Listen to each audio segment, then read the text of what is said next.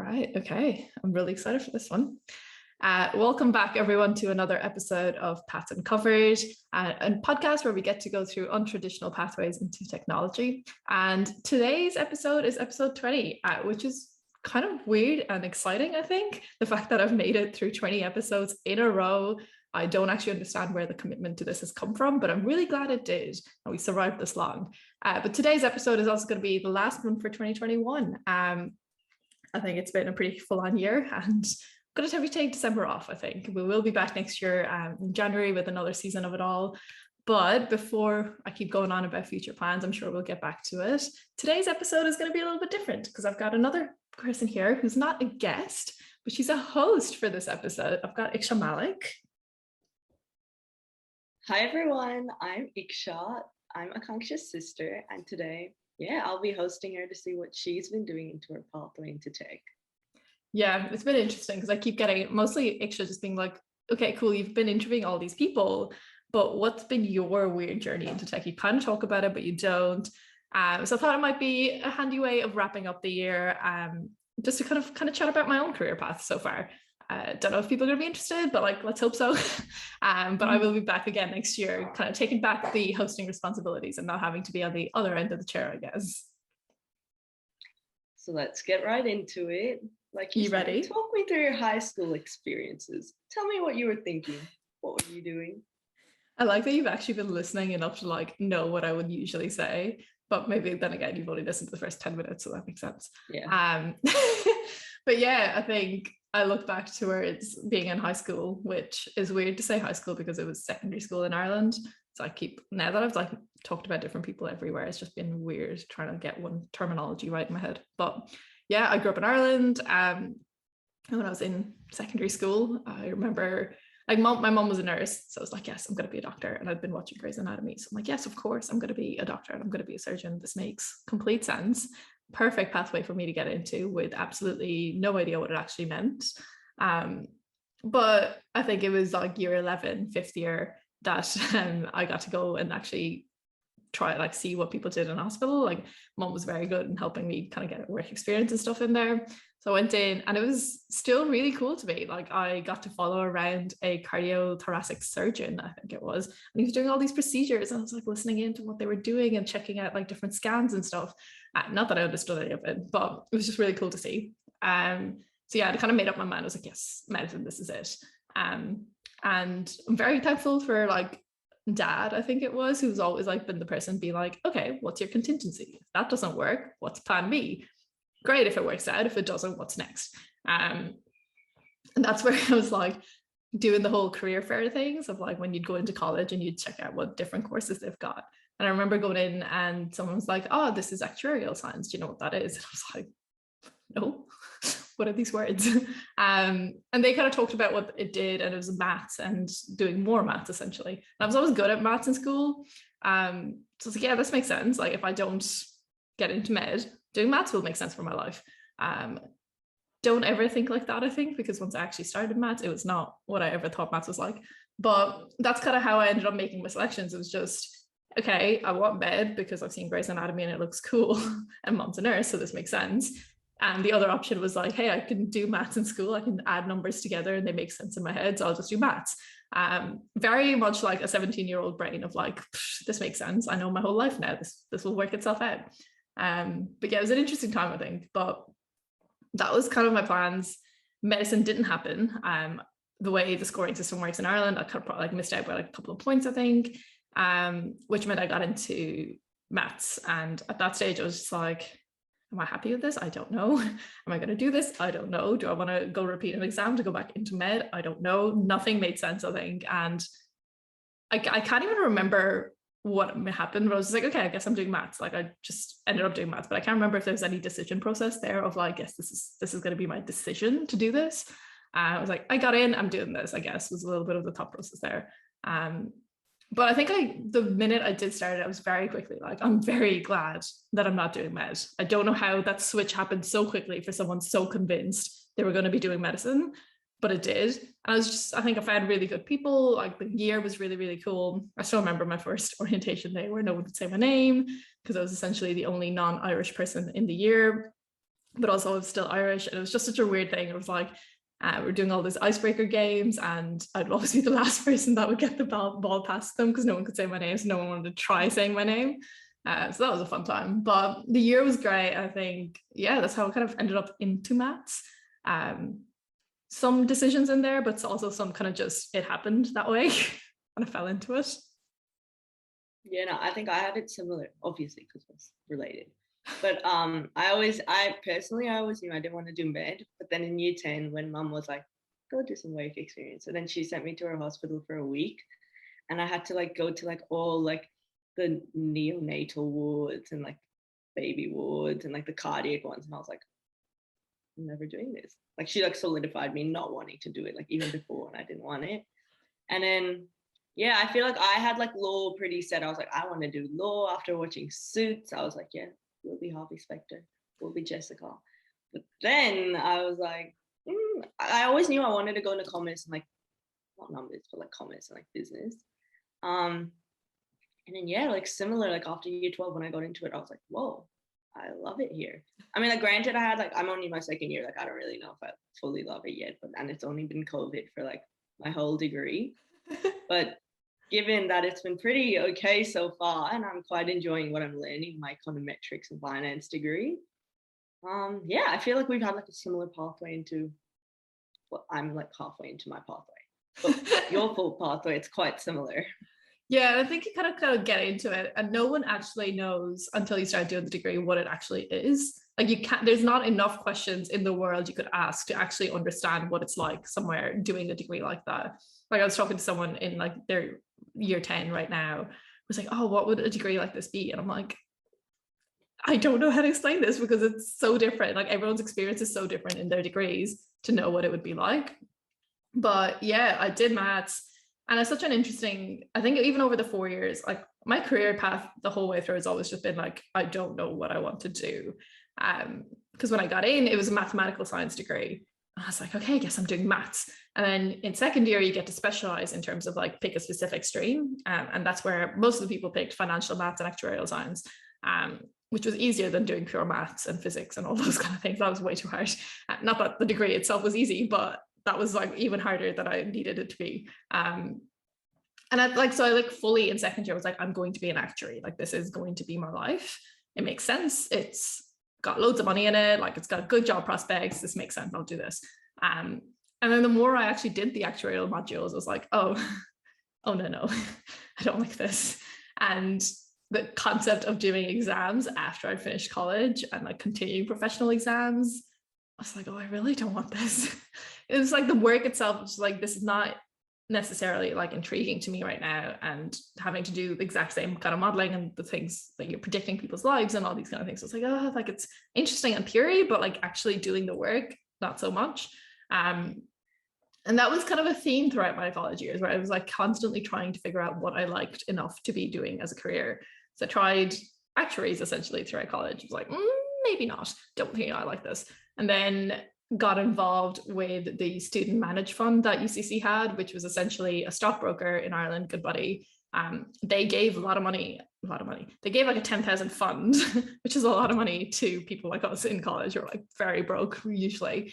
And they're like, yep, okay, pitch us different stock pitches, and you can use the 10,000 as you wish to invest into different stocks and stuff and see how your portfolio does. So it's a really good way of kind of figuring out how do you trade? How does stock pitches work? How does that whole investment banking kind of like lifestyle work? So I got involved with that society to try out what that would be like. And like I'd always heard of like banking and trading and stuff, and I'm like, what does this mean? Nobody knows. All I really knew was like watching The Big Short and like the movie, and like, oh, is this what bankers are meant to be like? But that was a really good experience. I was like, oh, I quite like this. Maybe I want to be an investment banker. Like this makes sense, I guess.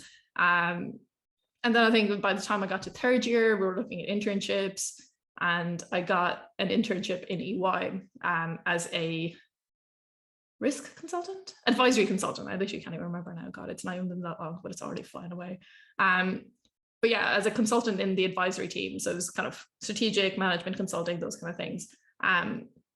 And I was like, oh, this I like. This is interesting, because I got to see different businesses and how things were going wrong, or how could we help fix it? How can we bring things around? And I think the prospect that really was intriguing to me at that stage was like, oh, I don't necessarily need to work in one company and work on one project and make everything better. I get to see how different things are working in different places, and how different companies face different adversaries. And we're like, what do we do with this? How do we fix this? That was really cool. So I think by the end of third year, I was like, oh, okay, consulting. This looks like fun. And I've always liked talking to people and things like that. So that was always great. Wait. Talk about how you're different, like what you did throughout uni in like terms of careers and like retail jobs or whatever to like that led you. Oh yeah. Yeah, no, that was interesting. So when I had just finished my leaving cert, like year 12 school, I ended up working in Boots for the summer, because it was like I had nothing else to be doing that summer, and it made sense to make a bit of money. Boots, for context, is a pharmacy. It's like Priceline or Chem Warehouse in Ireland. Yeah, in the UK and Ireland. So if you're from Europe, you'll know it straight away. If you're not, it's essentially Priceline equivalent over there. But yeah, it was the first time I'd kind of had a job. Sorry, it was the first time I ever had a job, but also the first time I'd kind of like at a counter, and someone would be like, talk to the customer. Like my manager would be like, make small talk. I'm like, small talk? Don't make me do this. This sounds awful to me, but it was good because it forced me out of that comfort zone and just made me go try this thing. And I was like, okay, how's the weather outside? Like all these really awkward conversations. But I got very good at it by the end of it, where I was like, oh yeah, tell me about your day. Like, oh, this product's really good. It's been selling off the shelves. I don't know. I was making stuff up as I went, honestly, but it was a really, really good experience. So I worked there the whole summer, and then I started college. And throughout college, I was still making money through tutoring in maths. So like people still in school and stuff, I would tutor them in maths because I really liked maths at school. I was like, I can teach this. This makes sense. I was pretty good at like explaining things at that stage, which I'm so glad I did, because it was the whole, how do I talk to people and how do I communicate things in different ways that they might not understand, which really helped with all the consulting stuff I ended up doing. Like, okay, you're not getting it the way I'm explaining it. Let me pivot. Let me change it to something you might understand. So it really worked itself up that way. But yeah, I think I was so aware, I think, in college of the fact that everyone around me had the same qualifications, right? Like everyone had the degree. What was setting me aside from the fact that everyone had a degree? And because of that, I did a lot of things outside the whole student managed fund. I was a part of all the societies. I did tutoring, and I think it was like third year, I went back and actually worked at Boots again for the year. And that was like part-time throughout college, which was stressful. It was barely enough time to be doing college on its own and full-time, as well as doing a part-time job. But it was good because it was like trying to manage my time and how do I do this and how do I manipulate all this stuff. And that was such a good year, which really at this stage now, I was like really comfortable talking to people and just kind of going out of my way to be like, well, let's have these chats. Let's see how you're going. I'd meet, especially on a Saturday morning when like some of the like older people would come in and they just wanted to have a chat with someone, and we'd be chatting away for like 20 minutes. So it's a really, really good experience, I think. But so I did that in college. I also did, so every time I'd come to Australia for the summer and the winter and stuff, it's like, okay, I'm not going to sit at home for 3 months and do absolutely nothing. I might as well try and find something to do. So I volunteered at Amnesty and Oxfam in Perth in their office and stuff to help kind of get events organized and get all their kind of operation stuff organized and stuff. And I was like, oh, I can do a bit of like Excel and coding and stuff. I can help out like some of my technical skills. I can like share those and my time with it. And I think there was another job, wasn't it, in Perth that I can't even remember now. You work for like the Dockers or something, like Frio Dockers. Yeah, it was like a marketing job where we would basically go to like different locations, which used to be shopping centers usually. You'd be like, you know, those annoying people that will like stop you on your way in your shopping center. Oh, that's what it was. I think we were selling like lotto tickets or something for like a random footy team in Perth. But yeah, I was that annoying person, like, hey, have you got a minute to talk to me? Like in a shopping center. And yeah, like that really helped kind of doing the whole, I can talk to anyone now. It doesn't matter. Like, it's fine. They're not going to remember me being that annoying person. They'll remember a annoying person, just not the fact that it was me. So it's fine. So a lot of that kind of stuff I did throughout college, like different jobs and things, but it really helped. I think bulk out my CV. Like I think it was really, really important of like, how do I differentiate myself in this whole world of everyone doing the same kind of things and everyone having the same club. I would never say I was the smartest in my year. I was not. I got by based on the smartest people helping me get by. To this day, I'm so thankful for them all. But I'd realized that fairly early, and I was like, okay, look, I'm not going to be the smartest. And to get to that level, it was just taking so much time out of it every single day to study and be constantly working towards that it was a decision I'd made of, okay, I don't think I'm going to end up giving 99% of my time towards just getting a couple of grades extra, like a couple extra percentages. I think it was more worthwhile for me to kind of help develop all these other things, which was the communicating, and how do I communicate technical things like maths to people in different ways, or stop people in shopping centers of all things and say hello. Which in the end, I think it's done its fair share too for me moving forward in terms of the skills I've developed and stuff. But yeah, it was a weird decision to make of like, especially coming from the fact that, right, like most of the people in my year, most everyone in my year was at the top of their schools, right? These were all people really, really good at maths. And I went in and I was like, I am nowhere near as good as maths as I thought I was, now that I see everyone else being so good at maths. And it was like a weird kind of like imposter syndrome in there, in terms of like, I thought I was good, but I'm not really that good. What the hell do I do now? Like, how do I measure up to these people? So it's a weird mix of things that were kind of happening in terms of like feelings of what it feels like and stuff. So I'm really glad I did realize the fact that I was okay with the fact that I'm like, okay, I'm not going to be the best. I used to be, I'm not going to be the best anymore at this. Let's figure out a way to make it okay. And how do I make everything else line up? But yeah, that was a weird time in college. I was very busy in college, I think. I definitely feel like there's always like, everyone says it, but there's always going to be someone who's smarter than you, better at coding than you, better at like everything than you. But I feel like, yeah, like those like little like things you do on the side as well, even as like, remember when I used to like distribute newspapers? Like I used to like run around my little suburb in Perth and just drop off like hundreds of newspapers around, and it used to stress me out. But like from that, you learn like little things like time management, organizing, how to do things like more efficiently. And I think just knowing that you have those little like quirks will help you like go further, because yeah, there's always going to be someone smarter than you. You can't like acknowledge that, because they might not have your little newspaper distributing or like annoying people in shopping centers, schools, you know. And it's so important. And I think it was that fact of like kind of finally understanding that I'm like, no, this is good. I don't ever want to be the smartest person in the room, because then I'm not really learning anything. So I was okay with that. And I'm so glad I got okay with that when I did very early on. And the other thing I think, especially now looking over the career I've having so far, I guess it's too little to be saying I've had, but kind of diving into that deep end of the unknown, right? Like the whole make some small talk, just do it. Like, I am so uncomfortable, I do not want to do this, but you just get through it. And that's really kind of stayed with me, like the whole pitching stocks to Goodbuddy. I'm like, I don't know what I'm doing. This is not something we were ever taught. I'm making stuff up as to like why we should invest into Michael Kors of all things. They're like, oh, do you like their bags or something? I'm like, no, I don't know why I want this. And it kind of has stayed through, like taking this job as a data science graduate. I was like, I don't know anything. I'm so uncomfortable in not knowing anything. But I think the most I've ever learned is in those scenarios. When I've been comfortable somewhere, you don't push yourself as much. When you're uncomfortable, you really push to get out of that like uncomfort zone. And you're like, no, I need to be on the other side of this, which means I need to learn, I need to get on with it.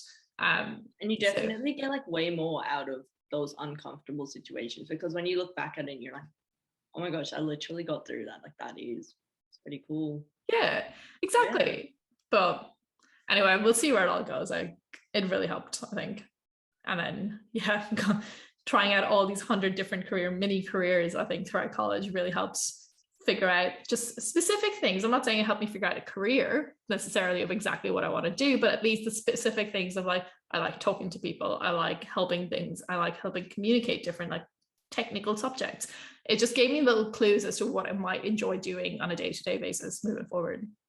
So yeah, I was like, okay, by the end of third year, I'm like, I quite like this makes sense to me. And when fourth year rolled around, which is where you start applying for your graduate jobs, I was essentially looking at consulting, and I was still kind of contemplating investment banking because I'm still doing the investment fund that we were running. And at this stage, I was like running the fund. I was a CIO, like the investment officer, really, really involved with it. So yeah, when fourth year came around, and it's funny, I just found a photo this morning of me in London 4 years ago doing an interview for an investment bank, because I was like fully, like it was like the final round interview thing, and I was like, yep, this is going to be me, an investment banker in London. This makes sense. Looking back now, I'm like, this does not make sense. Akanksha, move on. Me looking back now as well, because every time I'm like, what should I do? You're not investment banking. It is a hard lifestyle. You do not want that lifestyle. And I'm like, oh, fair enough. That is what I said. I think it's interesting because I've now seen the other ends of like what other jobs are out there. I'm like, oh, there's so much better out there for your mental health and everything else about it. Like you can do better. But yeah, anyway, like I said, EY had offered me a role after the internship to come back as a graduate consultant, which I was pretty excited about. So yeah, like I still kind of in fourth year was like, oh, is there anything else I want to do? Is there sussing it out? But I think at that stage, I was like, yeah, no, this makes sense. Consulting really does align with what I want to be doing. All ends up, makes sense. And I mean, throughout the 4 years, it was just kicking along in college, and it was interesting, I think, and I was especially talking to Slana last week, kind of a throwback to college itself. The modules that I really, really liked and did well in tended to be the ones that had programming involved. They just made sense to me, and I don't know how or don't know where that came from, that understanding of why this works, but they always just made sense, and they were the easiest I found to kind of work through. Probably should have thought about that when that was happening, the fact that, hey, I find all these other really technical abstract maths things quite hard, but these things make sense. Like this should be a flag right here of like what's going on, like an indicator. Didn't think about it in college. Just was going along with the flow of like what everyone else was doing. Everyone else was moving to Dublin. Everyone else was getting jobs in like 2 or 3 different sectors. And it was like, one of these will make sense. But yeah, so I mean, I finished 4 years of college. It was four hard years. And the only reason I made it through, and Slana said this too, it was like a joint degree with 60 other people, because we all helped each other get through. And I was just so glad that we had each other to get it through. But with that getting it through, really did come that whole thing of like what everyone else is doing, and everyone else was doing the same thing. So the prospect was moving to Dublin. You get a house with everyone else, like all your friends and stuff. Everyone else is doing the same thing, and you get a job and you catch up after work. And this was going to be my life in September 2018. But in the back end, my family had moved to Australia when I started college, which was a fun time for me because I essentially lived in 4 years of perpetual winter whenever I came to see them. So I lived in Ireland in winter, and then my summer was spent in Australia, which was also winter. That was a really good time for me. But yeah, so like you'd all moved here. I can't remember the minute. But to be fair, this girl would come in winter in Perth in Western Australia, where it's still like 25 degrees. So she'd go to like the beach every day. So don't think winter was like freezing for her. Like she would be wearing shorts and t-shirts every day. It was just funny wearing shorts and t-shirts every day, but then like people around me wearing scarves and like hats and mittens. It was just such a weird concept to get your head around. I was like, I don't understand. But also like, yeah, like when you compare it to an Irish person, like 25 degrees is like the peak summer that we get. So you're like, what? Okay, this is fine, I guess. But yeah, so like basically it's here for my winter, summer, I don't know, whichever break, after I finished up college. And I think it was at that stage that mom was like, just like apply for one job, just make me feel like you've tried to like get a job here and you tried to move here, and then you can just go back to Dublin and get your job sorted and go on with your life. And it so happened that mom basically had a work get together at the house. Like a bunch of her work friends came along with their partners, and someone she worked with, her partner was a financial controller. So I think the CFO kind of a title for a tech consulting firm. And we were kind of just chatting. And at this stage in my life, I really didn't know what was happening with my life. I kind of had a job in Dublin. Maybe I didn't. Maybe I was going to go back and do a master's. Maybe I was looking to move into Australia. Like it was a little bit all over the place. And there was like visa issues here and there. There was so much happening that summer. I had like 4 breakdowns, I think. It's not a fun time. But he was kind of talking about the stuff he does, not he does, but like the stuff that people at work did around him. And it's like, oh, that sounds kind of cool. That sounds kind of like what I do. Not necessarily the technical bits. I think in my head, I was like, oh, it'd be cool to be the person that could like talk between the business and the technical people. So like I can understand the technical things they're saying, not necessarily do them, but I can explain it to the business people because I can talk really well. So in my head, that's the kind of role I was foreseeing for myself. But what Redify, the company that he worked at, was really kind of prominent about was like every consultant is technical and also a consultant. So they were their own communicators. So they didn't actually need the role that I thought I was going to be doing. But he was basically like, hey, I can introduce you to people if you want to have a chat. And I was like, yeah, that'd be great. I'm always up for a chat. And that kind of spiraled into a chat, to an interview, to a final round interview. And I was like, oh my God, what is happening? I don't understand. This is happening way too fast. I don't know what this all means. Don't know if this is what I want. Especially because at the same time, I was literally house hunting in Dublin.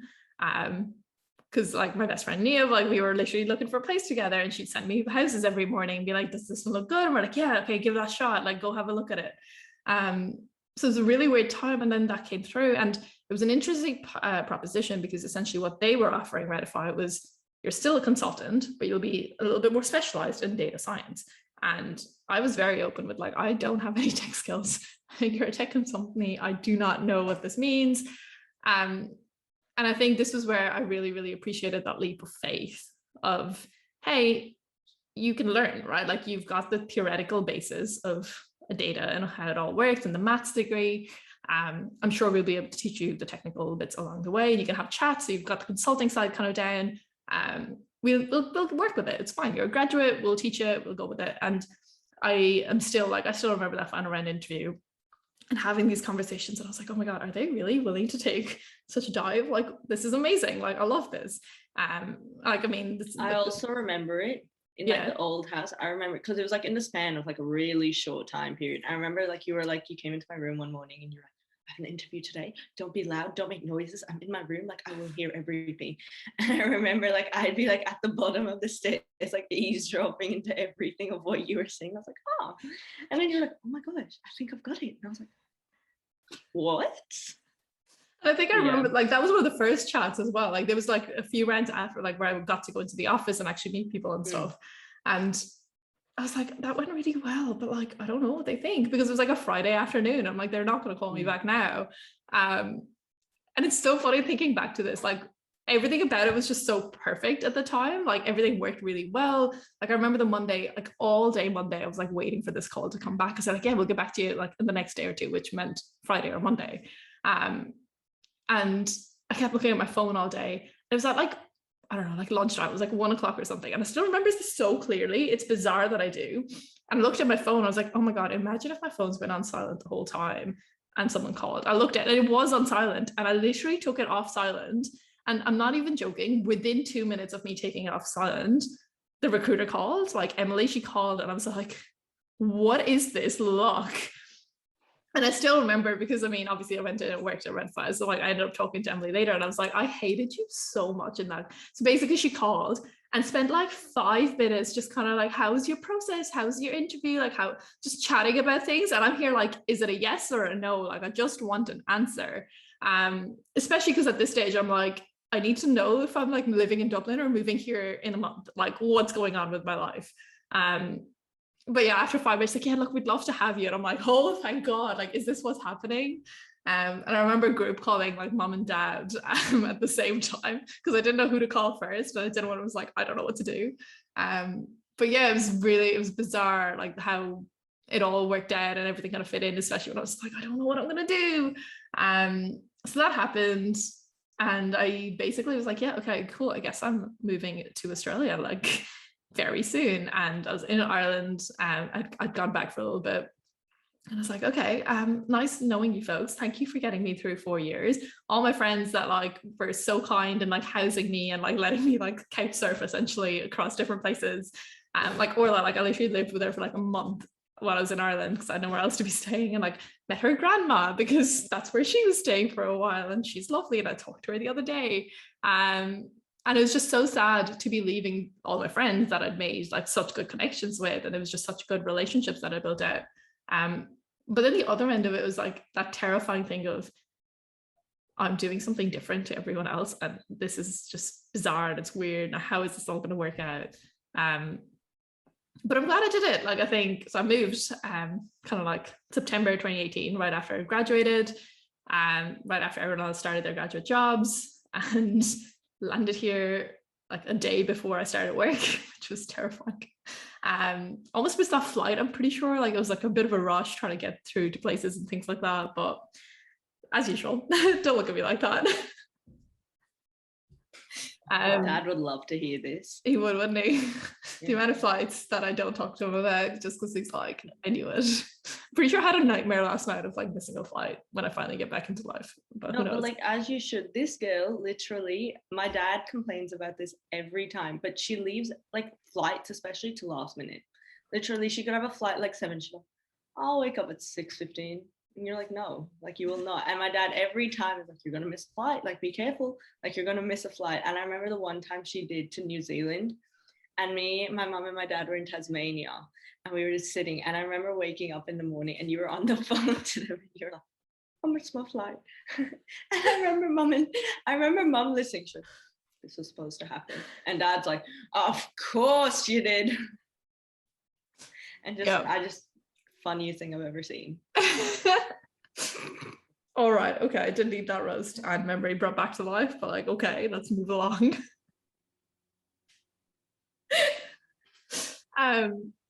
But yeah, I mean, so I moved here and it was such an interesting shift, I think, moving to Australia.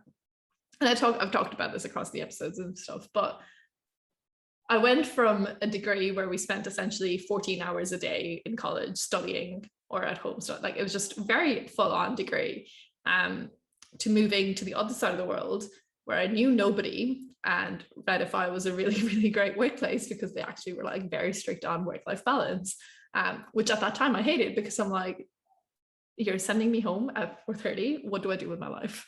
I don't know what to do when I go home. There's only so much time my sister's going to give me in terms of like doing things. She was not very nice about it. But in my defense, let me tell you one story. When I will stop you right there. So this girl, she'd moved, and it was like a couple months later, and I was in year 11 at this time, and I had like one like BCE subject to be doing, which is accounting. And I remember Taylor Swift was coming to Melbourne. It was October. It wasn't a couple of months. It was literally like within my exam was like a week later. Like I need everyone to know that. And that's pretty stressful. Like it's my first like final like year 12 exam. Like I didn't know what was happening anyways. Akanksha's big Taylor Swift fan. Me, not so much. Anyways, I remember I was in school and I was going to like the library with my friends after school and I was planning, and I get a phone call and she's like, Aksha, I can see Taylor Swift from my office. And I was like, huh?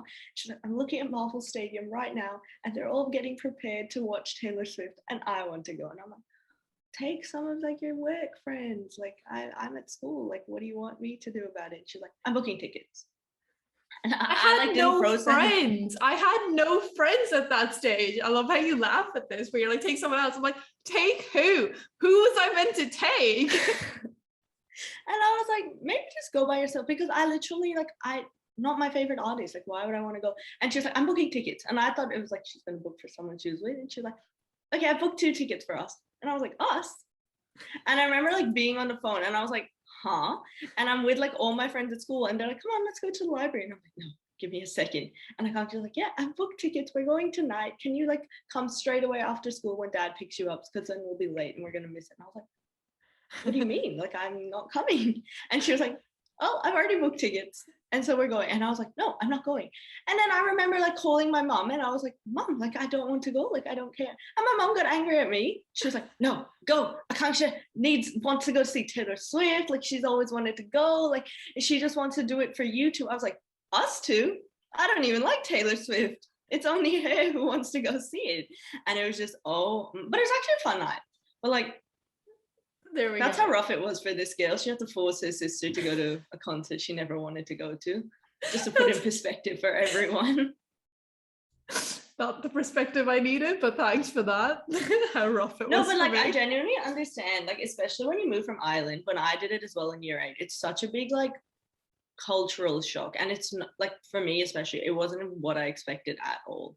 Like, I had such a like, I mean, I was pretty young, so I had a pretty like skewed like what I'd imagine Australia to be. Like, everyone's like a surfer, everyone's blonde, but like it's not like that at all. And it was just it's such a big like shock, like just cultural wise, like even just like the little things, like them calling like lollies different to like what are jellies and stuff like that. So it's just like the little things that were so weird. It's a bit of like, take some time to adapt to it. Yeah, and I think, I mean, the other thing that people need to kind of understand the context of is Ireland as a country is like 5 million people overall. Like Cork is like the second biggest city, and it's like probably not even 500,000 people. Like it's probably less than that. Melbourne as a city on its own is 5 million people. Like the shift from like, you kind of know everyone, and if you don't know everyone, you'll know someone through a mutual person across the country nearly, to literally not knowing anyone. Like, how in the hell am I meant to find people here or find a community of people I can get on with, and what do I do? It was such an interesting time. But yeah, like I think, and the other end of this was right. I was trying to figure out how it all fit in at the same time as doing a job that I didn't know. That was even more terrifying at the same time, where I was like, I know nothing. Like it was a constant like couple of months of like, I'm giving this a year and I'm moving back to Ireland. Like I can't do this. This is awful. This is terrifying. I don't understand what I'm doing in my life. This makes no sense. Why did I do this? And this is mostly because at the start of when I started working, I got to try all the different things in data, right? So like I was on projects with dashboarding and visualization of data. And then I was doing, how do you store data and how do you all move things around? Like there's so many conversations of like, oh, you know this, right? And they'll talk about some language or a product in data. And I'm like, no, what does that mean?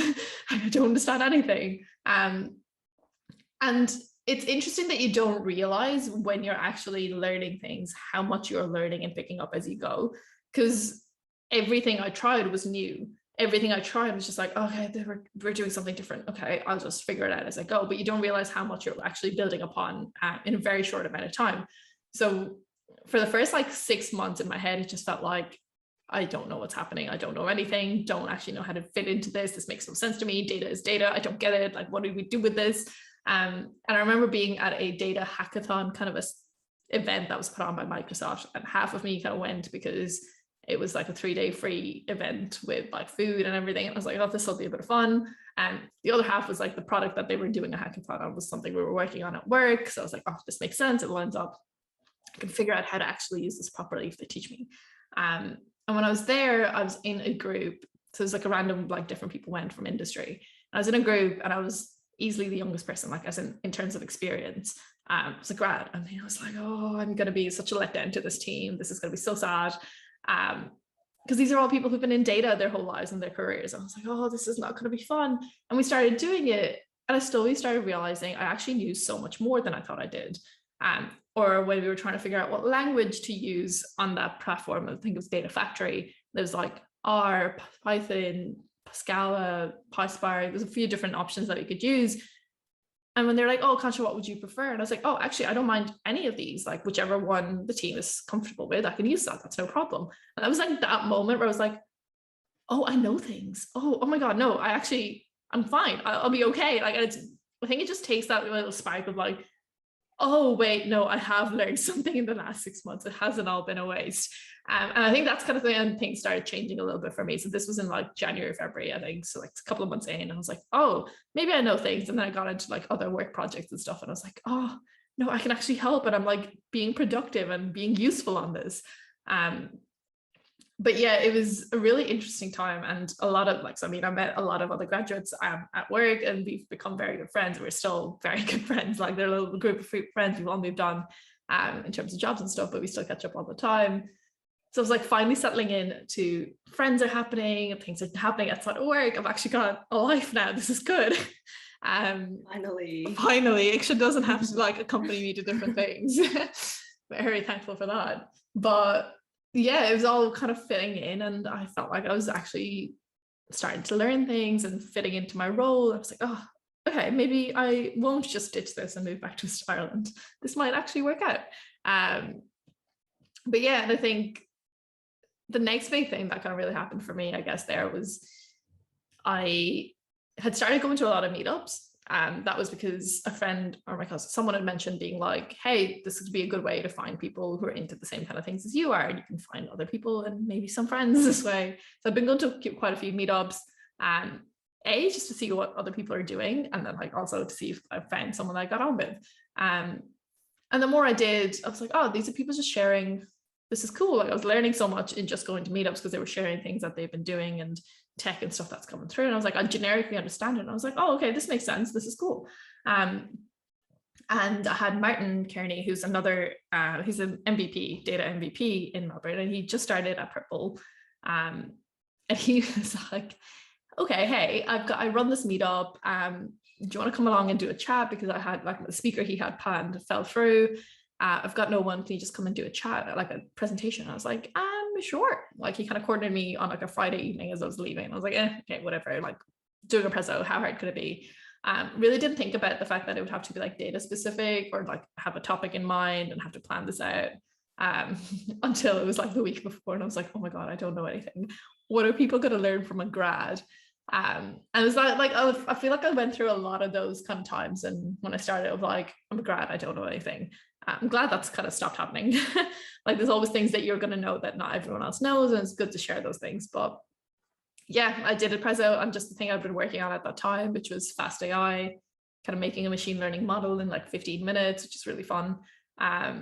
So I did it, and like people understood, and people were like, oh, that was great. Like you explained that really well. And I remember before that presentation, I had like probably practiced that presentation on like 18 different people to make sure everything made sense. And like the order I was explaining it in made sense. Like I think I sat down mom and dad in the living room and like explained how to build a machine learning model to them.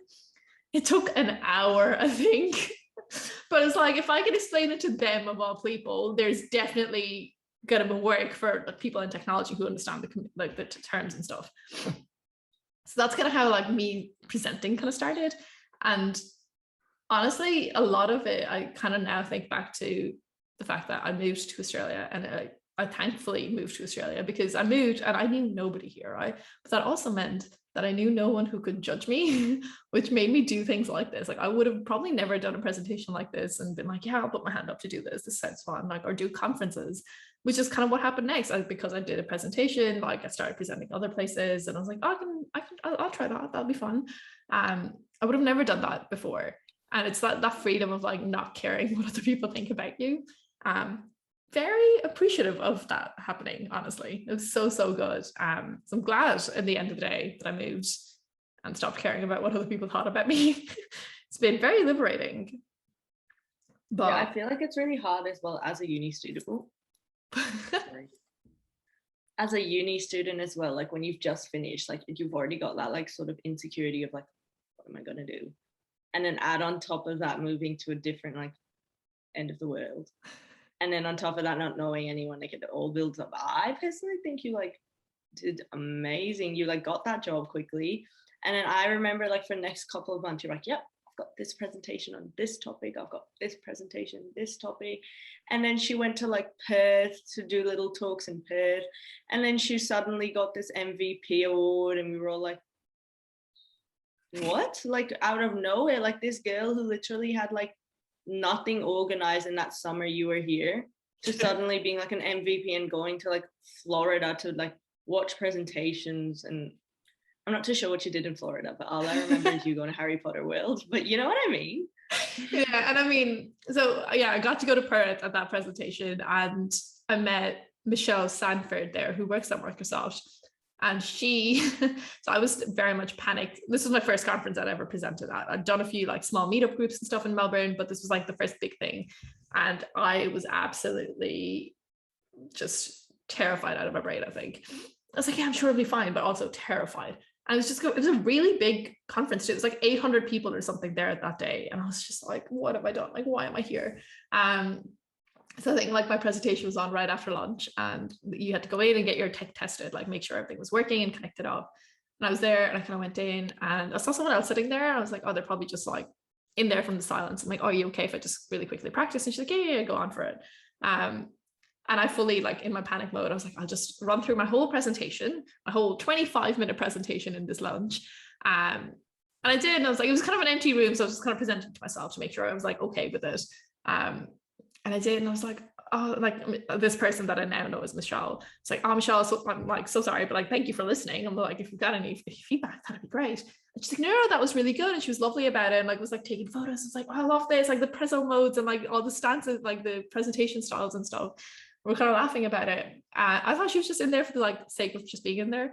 Turned out she was just waiting for me to get off the stage so she could also test her technical stuff, because she had a presentation right after me. But she was so nice about like letting me do it and like letting me get my nerves out, and so lovely about it. And I was so thankful for her to do that and like say the nice things that she did beforehand that calmed me down. It's like, no, that was great. I understood everything. And I was like, okay, that's fine then. But she basically after the conference reached out and was like, hey, I'm putting your name through for MVP and stuff. People should know about this. This is something you should do. And I remember this so clearly. She's like, and just be, what did she say? Don't be a girl or woman about this and say you don't deserve this or you're too young for this. Be a mediocre white man and take it. It's just like, I am absolutely terrified and nervous. I don't think I deserve this, but I'm not going to do that. I will take it.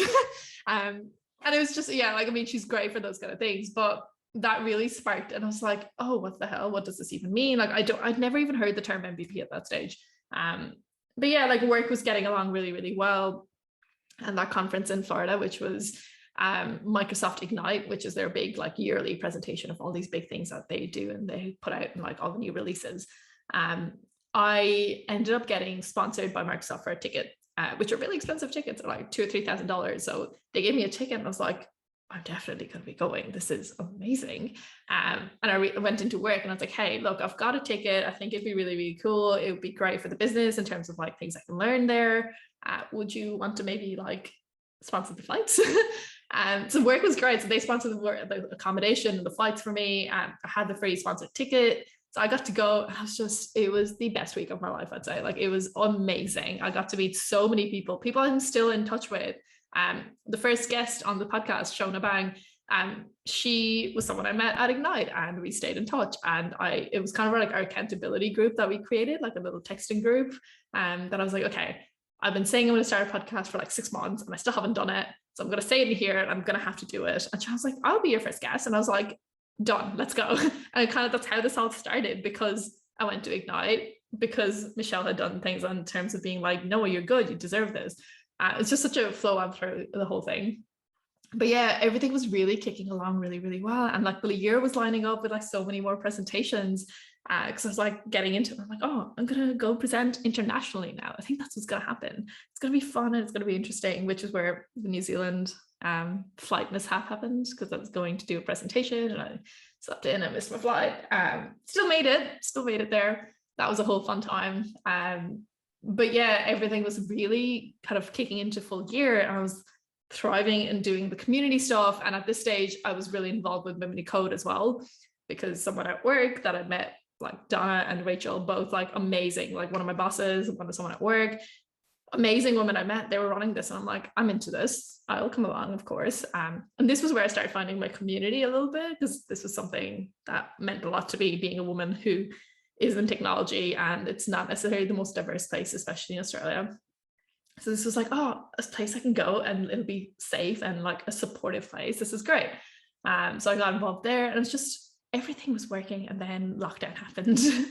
I had so many plans for that year. Like I was going to be presenting in San Francisco, and there was all these like things lined up, and everything went boom and shut down. And I ended up spending the next 2 years at home, which I'm still at home now. So it's been an interesting kind of like pivot, I guess. But that was a terrifying time. I was like, oh, I had all these plans. How do I still keep going? Or does it still make sense? I don't know what's going on. But work was still going. I got to be a part of really, really cool projects, especially in terms of COVID, of doing things that really mattered, which I thought was really important. Of like, yes, I can go build tables or data visualization for some random customer, which is just helping them within the business, and it's fine. And that's important, right? Like people need different things and different data managed differently. But I got to be a part of projects that were really making an impact in terms of how can we manage demand and like workforces in hospitals when there's COVID surges, or how do we make sure there's no ICU strains and stuff, especially in COVID where like everyone's in the ICU. So being a part of those kind of projects, I was like, oh, this is so cool. I'm actually helping. And I remember going into mom and I was like, Mom, like I'm saving lives. I didn't become a doctor, but I'm still saving lives. But it was such a good time, I think, gotten to do all those like projects. And it was so hard doing it throughout the lockdown, where you're just sitting at home, constantly on laptop and just pretending to go along. But the community really, really stepped up, I think, in that time. It was an interesting time and place where everyone wanted to still be connecting. Everyone was kind of just sitting at home, nothing much to do. So the fact that community started going and like, yeah, we'll just make virtual, we'll still catch up, we'll still do all these things, was really nice. Still being able to talk to other people and have the little networks here and there. And then the other one was like, I got to present in like the coolest places without having to like fork out thousands of dollars to go travel there. Like I presented in Peru, I think at one stage. I was presenting in like America. It's just all these different things I got to do that probably wouldn't have been possible if COVID really hadn't happened. So that was great, and somehow made it through lockdowns, I guess. But yeah, God, that brings us to this year, I think. What about like career-wise? Like you've changed like jobs a couple of times. Do you want to like tell everyone about that? Yeah, a couple of times. So yeah, look, it was getting to the start of this year at Purple. So was it 2-3 years? I think it had been 2.5 years while I was at Purple. And at this stage, I'd gotten a promotion. I was not a grad anymore. I'd really gotten to try out all the different parts of data while I was a grad, all the way from kind of like, we've got data, let's put it into the right place to store it. How do we store it properly? How do we change it to do what we need? How do we report things from this? How do we make predictions from it? All the different parts of a data pipeline I got to try out, which is really cool.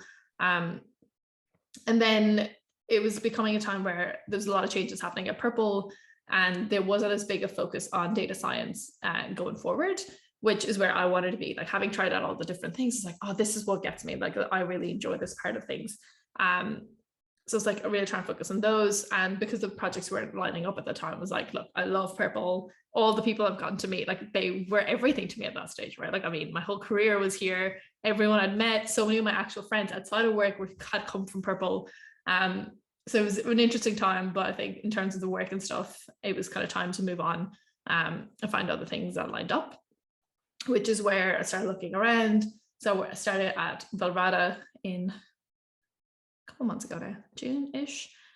So that was cool in terms of, like, the prospect was around kind of doing essentially what I would have probably been doing at Purple, but a little bit more in prominence of helping get data work going, specifically the data science, like really getting the data team built up and stuff like that. But what is really hard in the data science world, especially in consulting, is getting data science projects in the first place. Because if you think about it, you're basically saying, hey, we'll look at your data, we'll try and make some predictions, but until we do it, we don't know what those predictions are going to be. We don't know how well it's going to work, but we want you to trust us and still let us do it.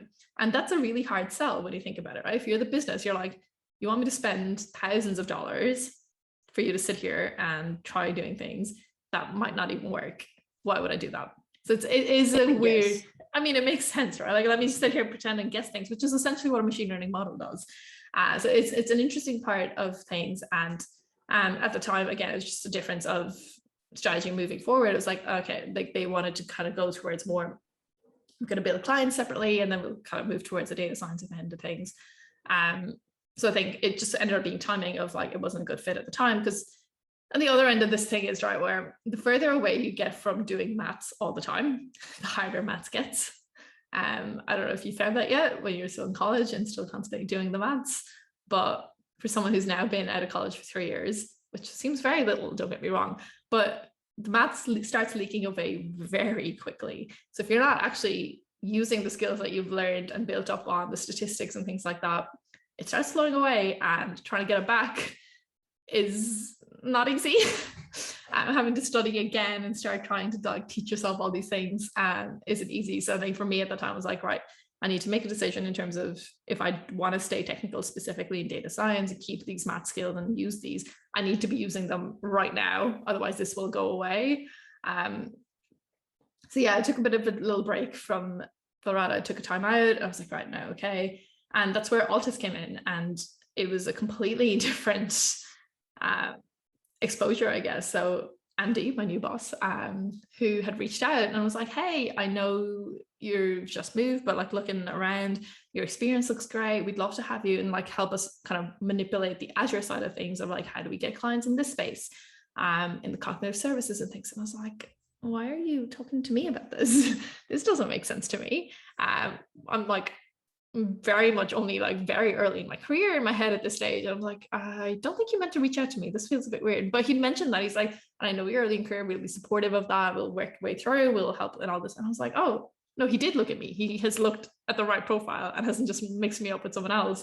And the more conversations I had with them, it was quite clear in terms of like, we are really pushing towards ML and AI. We're going to get you to just be doing these things. And it was like that focus on maths that I wanted, which is really important. As well as trying out different things in consulting. So when you're consulting, you get to do a lot of pre-sales and you get to do a lot of other things that are involved with the business it's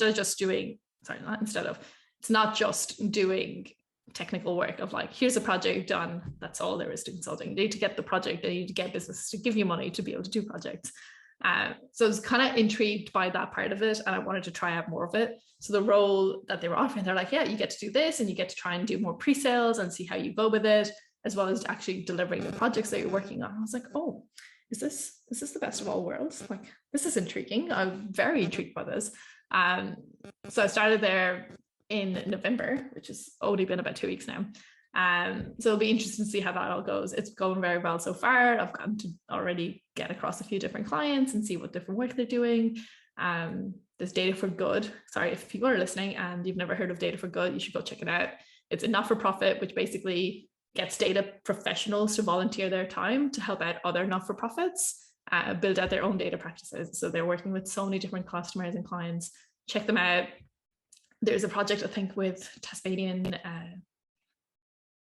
Nature Reserve, which is essentially how can we help keep their population of Tasmanian devils free from cancer that spreads across the species and stuff. It's just really, really cool stuff that we can get involved with. So if you're someone in data and you've got some skills and you've got a bit of time to spare, definitely reach out. I'm sure they'll be more than happy to have more volunteers. But yeah, that's where the career has been going so far. It's been interesting. It's definitely, I think I would have never predicted this for myself. Moving forward, I'm like, yes, I will be a managing consultant in 3 years or anything like that. But the role fits really well, I think, at the moment anyway, where I'm finding it really, really interesting and it's doing all the things I want to be doing. So who knows where it's going to go. I never saw myself here in 3 years. I said this at the start of the podcast and stuff, where I was like, I never saw myself in technology, let alone building a podcast about people in tech. At this point in my life. So who knows where it'll be in the next future, but I'm sure people can hear it throughout the podcast. Yeah, that's great. I think the podcast is really good as well, especially for like people like me or like my age in uni, because I'm currently doing an econometrics degree. And like, yeah, in that you like analyze data and whatever, but from like your podcast and like seeing like what you do, it's like more of like tangible to see like where my career path could lead me. And I feel like the way you like have like people from like all walks of life, I don't know how to say that. Very fancy of you to say that. People like listening to the podcast can like sort of relate to like, there's going to be something in this podcast for everyone, and see like how if they were wanting to go into tech, there's always a pathway for everyone to do it. And like how people can do it is like through listening to the other journeys in your podcast and stuff. So I think that's like, it really helps people out. Yeah, especially uni kids right now. Yeah. And I think the other end of it is like what I kind of wanted to point out through it was just stop stressing a bit. Like I definitely was like, I mean, the breakdowns after fourth year set it off, to be honest, like 3 or 4 in like one summer. It was the fact that it's not the end of the world if it doesn't work out in the first year after college or the first 10 years after college. Like there's so many people who had a full out career and then completely changed it around. It was like, let's just do completely something different, well down their pathway in the journey and stuff. So I think that was really, really important to me, or it was just, I didn't want people, even yourself, like to be not stressed about how it's gonna go. Like, I mean, the amount of times I'll be like talking to you, I'm just like, can you like not, like you're stressing so much for something that isn't even a worry right now. Like you'll be fine. You will be so fine when you get out of college. But yeah, I think that was kind of from my point of view of like, and the other end of it was like, I knew I kind of had a weird enough career path. Like, I mean, even when I tell people, I'm like, oh yeah, I did a maths degree, and they're like, wait, what? Like, what are you doing here? I don't understand. And I think it's just, normalizing the fact that so many other people have the same thing. And I think it's just interesting. I'm nosy and I want to hear people's lives. So yeah, that was great. Thank you for having me. Yeah, how was your first podcasting host experience? Loved it. Really? 14 out of 10 experience. Would do it again. Is this the start of like possible new like Akanksha Malik podcast? That's excessive. Didn't love it that much. It was fun. But no, I definitely don't think I've had any like specifically amazing career path or anything like that. It's been different. It's been fairly normal, I would say, comparatively to most other people that have been on the podcast before. But I thought it was a good little way to wrap up the year that we've had so far. Especially because people are like, well, what do you do? Like everyone's kind of like, what, where do you fit in? So it's like, might as well get this out of the way, wrap it up really nicely. If you've listened to any podcast episodes before this, I'm very thankful for you to have listened to them. If this is your first, I'm just as thankful for you to have listened to this. It means a lot, like all the little views and stuff that it gets. I kind of try and keep tallies of them as we go. I'm like, oh my God, this one does mean a lot. She comes to me every couple of weeks. Aksha, look at how many listeners I have this week. Aksha, look at the different trends at Spotify, Apple, everything. Like, it means a lot to her. And I think it's just, and then when people tweet about it, they're like, oh, I listened to this episode. And I'm like, oh my God, someone actually found this like helpful. And honestly, I never even expected more than like 10 or 15 views and listens to this across the whole thing. I was like, oh yeah, the fan would listen to this and they'll be happy that I did something, and that'll be that. But even if like I help one person being like, oh, there's a possibility of something else, that was kind of the aim of it. So I'm glad. It's been the year it's been. I've gotten to talk to so many cool people. But hey, look, thank you so much for listening. I am very appreciative of it, as Aksha just said. If you do want us to help support the podcast, there is links on the website. Please support. It does help me out in terms of hosting everything. And I'm really, really excited to kind of have a really new, big, huge lineup for next year. There's already so many plans. But hey, if you think of something you'd want to hear, let me know. I can definitely try and hunt more people down in the things you want to hear. Maybe econometrics into something else. We can find those people. That'd be fun. Love your work. I love your work. Anyway, we'll leave it off there today. Thank you so much for listening. We hope that you have a fabulous end of the year. Enjoy your Christmas and your New Year or whatever else you're celebrating. Take the time off. It's been a hard year, and we will be back again, not in 2 weeks, but at the start of 2022 with a fabulous new lineup. Thank you for listening. Bye.